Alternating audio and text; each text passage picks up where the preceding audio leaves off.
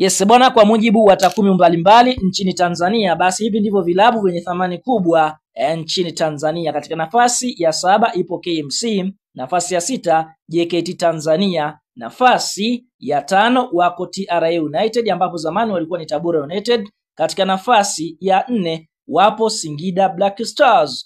Nafasi ya tatu wapo Young Africans ama timu ya wananchi. Katika nafasi ya pili ipo klabu ya soka ya Simba Sports Club. Katika nafasi ya kwanza ni Azam Football Club kutokea jijini Dar es Salaam. Kwa hiyo tunaona hivyo ndivyo vilabu 7 ambavyo vina thamani kubwa ligi kuu Tanzania bara. Thamani inatokana na nini? Kutokana na kumiliki viwanja, bila kusahau wachezaji wa gharama kubwa na mishahara mikubwa ambayo inalipwa. Si kwamba vilabu vingine havina thamani, vina thamani, lakini hivi ndivyo vinaonekana vina thamani kubwa zaidi katika ligi kuu Tanzania bara. Tuambie kwenye comment, je, wewe unaonaje hili?